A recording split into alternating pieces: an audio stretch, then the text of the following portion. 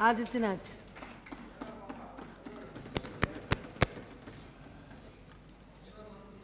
सभापति जी, मैं सबसे पहले आपको धन्यवाद देता हूं कि आपने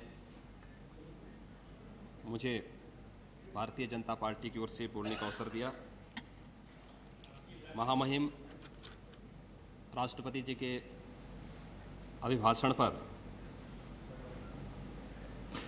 बोलने के लिए मैं यहाँ पर खड़ा हुआ हूँ और जैसे कि भारतीय जनता पार्टी के नेता प्रतिपक्ष माननीय अडवाणी जी ने कहा भी कि सदन की परंपरा रही है कि पूरा सदन समेत स्वर में महामहिम के राष्ट्रपति के भाषण का धन्यवाद ज्ञापित करता है। इसलिए हम लोग भी इस अभिभाषण का समर्थन करते हुए जिन बिंदुओं पर महामहिम राष्ट्रपति जी ने इस सरकार की नीतियों और कार्यक्रमों के बारे में उल्लेख किया है, आज बोलना चाहूँगा। मुख्य रूप से जो सबसे पहला महामहिम राष्ट्रपति जी ने कहा था कि इस सरकार को भारी जनादेश प्राप्त हुआ है। महोदया,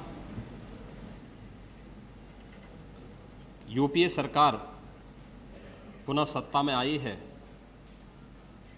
लेकिन उसे भारी जन समर्थन या जनादेश प्राप्त हुआ है या उसे पूर्ण बहुमत प्राप्त हुआ है, संभवतः हम अंकगणित को झुटलाने का प्रयास कर रहे हैं। यह सच्चाई नहीं है। 543 सदस्यों का चुनाव हुआ था। कांग्रेस को 206 और यूपीए को 264 सदस्यों का समर्थन प्राप्त हुआ था। उनके सदस्य जीते थे। पूर्ण बहुमत की सरकार के लिए 271 या 272 आवश्यक थे। सत्ता का दुरुपयोग और वो भी सीबीआई का दुरुपयोग किस रूप में होता है, वह हम लोगों ने सरकार बनाते समय समर्थन की जो झड़ी लगी थी उस समय देखा है और इसलिए इसे भारी जनादेश नहीं कहा जा सकता। यह जनता को झुटलाने का एक, मैं समझता हूं कि एक पुलिंदा है, इसके सिवाय कुछ नहीं। महोदया, बहुत सारी बातें हैं जिस पर इस अभिभाषण में जिन्हें समावेश किया जाना चाहिए था, लेकिन फिर भी हमें मान करके चलते हैं कि कुछ बातों को, यद्यपि कांग्रेस के नेतृत्व में बनी ये सरकार ये दावा नहीं कर सकती कि उसे मौका नहीं मिला। 52 से लेकर के अब तक जो भी सरकारें बनी हैं या आज़ादी के बाद से जो सरकारें बनी हैं, बहुत कम कार्यकाल अन्य दलों को मिला है या विपक्ष को प्राप्त हुआ है। अन्यथा कांग्रेस के नेतृत्व की ही सरकारें इस देश में रही हैं। अगर देश इन 62 वर्षों में विकास की मुख्य धारा से नहीं जुड़ पाया है, एक महाशक्ति के रूप में उभर करके सामने नहीं आया है, तो इसका पूरा दारोमदार और पूरा दोष अगर किसी को दिया जा सकता है तो कांग्रेस को दिया जा सकता है, किसी और को नहीं, और पूरी तरह उसके लिए जिम्मेदार है। पिछले 62 वर्षों से इस देश को नारों और वायदों से ही चलाया जाता रहा है और वे नारे और वायदे इस अभिभाषण में भी स्पष्ट झलकता हुआ दिखाई देता है।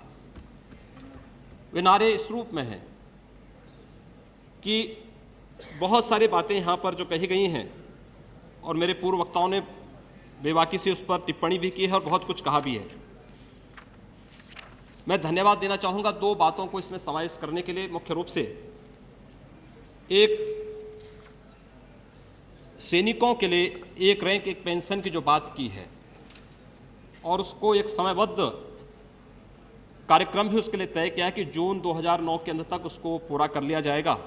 मुझे लगता है कि सैनिकों के प्रति इस सरकार और इस राष्ट्र के सम्मान को प्रदर्शित करने वाला एक स्वागत योग्य कदम इसे कहा जाएगा।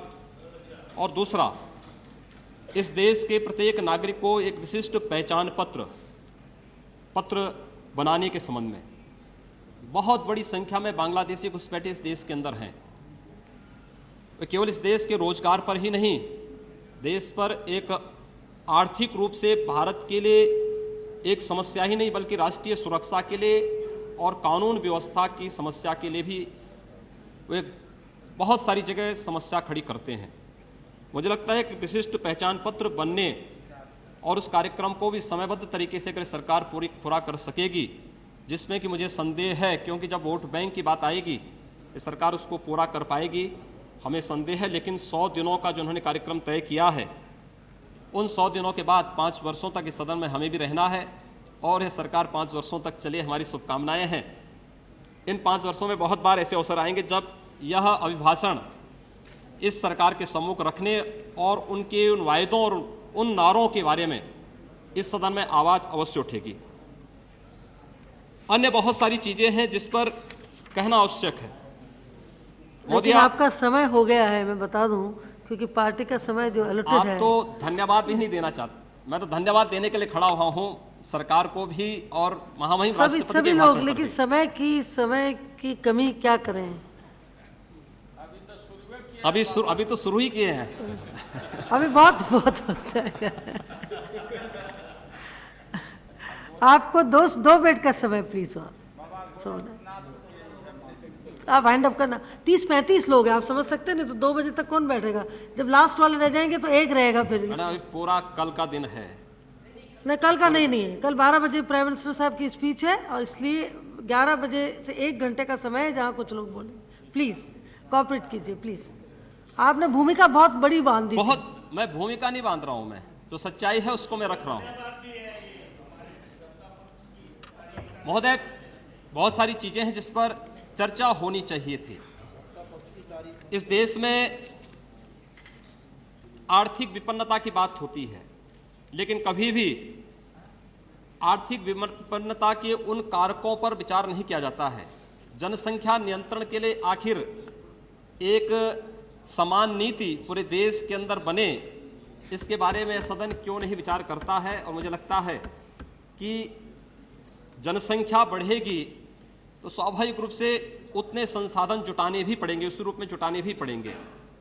लेकिन पूरी तरीके से हमारे जितने भी आर्थिक संसाधन हैं, अगर आज फेल होते हुए दिखाई दे रहे हैं, तो उसमें कहीं ना कहीं एक जनसंख्या नीति न होने के कारण भी वह हम सब के सामने आया है। और मैं अनुरोध करना चाहूँगा कि महामहिम राष्ट्रपति जी के भाषण में जनसंख्या नियंत्रण और इस राष्ट्र को स्वावलंबन की ओर अग्रसर करने की दिशा में इस पर कोई कदम सरकार उठाएगी, उसका कोई उल्लेख नहीं किया गया है।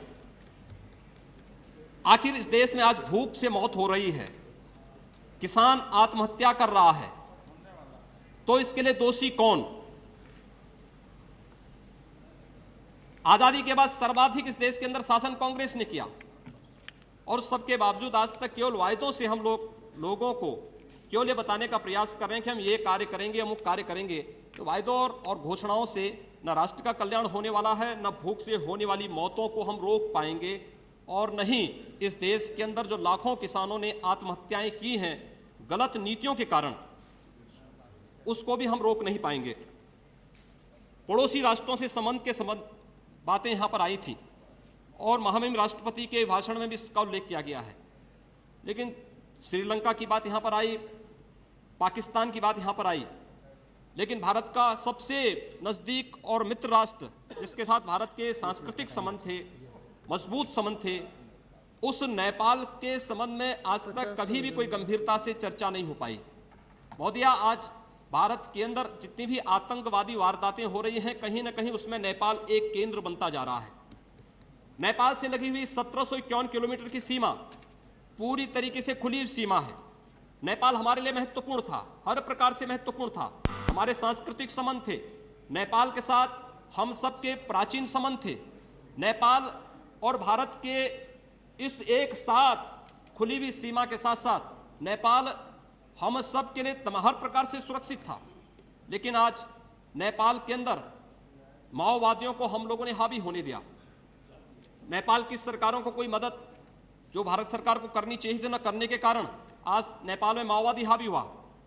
और मोदी, आप पिछले एक सप्ताह से नेपाल के अंदर जिस प्रकार की स्थितियां हैं, लगातार भारतीय वाहन वहां फूके जा रहे हैं, भारतीय सिनेमा को वहां पर प्रतिबंधित किया गया है, कोई भारतीय वहां जा रहा है उस पर हमले हो रहे हैं। केवल ऑस्ट्रेलिया की बात नहीं, नेपाल जिसके साथ हमारे इतने प्राचीन संबंध थे, उस नेपाल के अंदर इस प्रकार की घटनाएं घटित हो रही हैं। और यही नहीं, 1954 से नेपाल के साथ लगी हुई जो भारत के अंदर आने वाली जितनी नदियां हैं, उत्तर प्रदेश और बिहार के अंदर आदित्य जी प्लीज कोऑपरेट करें प्लीज। मैं बाढ़ की उस पे मैं नेपाल से आपके खुद की पार्टी के 4-5 अभी केवल एक देश में चर्चा सदस्य कर रहा हूं, बाकी अन्य हैं देशों पे चर्चा नहीं करना मुझे। और समय आपका सिर्फ 30 मिनट बचा हुआ है। नेपाल के कारण आज देश को जो खतरा पैदा हो रहा है, राष्ट्रीय सुरक्षा की दृष्टि से भी, नक्सलवादी और माओवादियों की गतिविधियों की दृष्टि से भी, और साथ साथ प्राकृतिक आपदा की दृष्टि से बाढ़ प्रबंधन के लिए जो उपाय किए जाने चाहिए थे। हमारे पूर्वी उत्तर प्रदेश में प्रतिवर्ष बाढ़ आती है। पिछले वर्ष सप्तकोशी की बाढ़ से बिहार में एक प्रलयंकारी बाढ़ आई थी, लाखों लोग तबाह हुए थे, लाखों घर उजड़े थे। लेकिन आज तक कभी भी ईमानदारी से प्रयास नहीं हुआ कि नेपाल के साथ बातचीत करके हम उन जल परियोजनाओं को, चाहे वो पंचेश्वर हो, चाहे वो सप्तकोशी का हो, चाहे वह भलोनी का हो, तमाम जो कार्यक्रम नेपाल के अंदर बातचीत के माध्यम से प्रारंभ होने चाहिए थे, उस पर ईमानदारी से पहल न होने के कारण पूर्वी उत्तर प्रदेश और बिहार का एक बहुत बड़ा भूभाग प्रतिवर्ष बाढ़ की इस प्राकृतिक त्रासदी का शिकार होने के लिए मजबूर होता है। और प्रतिवर्ष लाखों लोग न केवल बाढ़ की चपेट में आते हैं, जन और धन की हानि होती है, अपितु अपने पीछे छोड़ जाती है तमाम प्रकार की संक्रामक बीमारियों को, बहुत धन्यवाद, इंसेफ्लाइटिस को, कालाजार को, ऑनरेबल मलेरिया को, फाइलेरिया मोहम्मद को बशीर साहब और तमाम अन्य बीमारियों को। इसलिए मैं आप सबसे अनुरोध करना चाहूंगा कि भारत सरकार जब बातचीत करे नेपाल से, तो राष्ट्रीय सुरक्षा के साथ साथ नेपाल की धरती पे आतंकवादी गतिविधियों को कहीं पर प्रोत्साहन न मिले, जहां उसको कड़ाई से नियंत्रण करने की बात हो, वहीं नेपाल से आने वाली नदियों को जो प्रतिवर्ष प्रलयंकारी हो जाती हैं पूर्वी उत्तर प्रदेश और बिहार के लिए, इसको कैसे नियंत्रित किया जाए और उस ऊर्जा का उपयोग हम राष्ट्रीय हित में कैसे कर सकें, इसके बारे में भी चर्चा की जानी चाहिए। और मैं अनुरोध करूंगा कि महामहिम राष्ट्रपति के भाषण में न सही, लेकिन सरकार उस पर अवश्य विचार करेगी।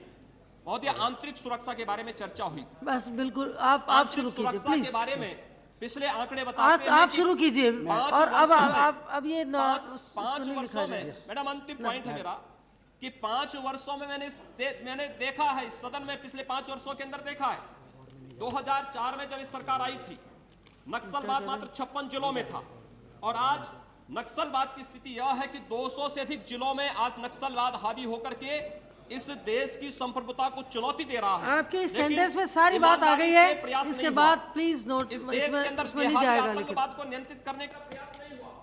देश के विभिन्न क्षेत्रों में धर्मांतरण के नाम पर बशीर साहब बोलिए। को नियंत्रित करने का ईमानदारी से प्रयास नहीं हुआ। और यही नहीं, राष्ट्र के अंदर तमाम क्षेत्रों में राष्ट्र विरोधी गतिविधियों में, बम विस्फोट करने में जो लोग लिप्त रहे हैं, बशीर साहब आपका टाइम शुरू हो चुका है। प्रभावी कार्रवाई हो और उनके लिए स्पेशल कोर्ट बनाए जाए, स्पेशल न्यायालय बनाए जाए और उन्हें समयबद्ध तरीके Nobody will hear me, madam. कार्रवाई की जाए। When he is talking like that, nobody will hear me. What to do? What to do when no, both cannot talk? Both cannot talk, madam. कि महामहिम राष्ट्रपति के भाषण में आंतरिक सुरक्षा की बात इसके भी आई है, लेकिन आंतरिक रिकॉर्ड में नहीं जा रहा, आप टाइम क्यों जाया करिए, आप बोलिए बशीर साहब।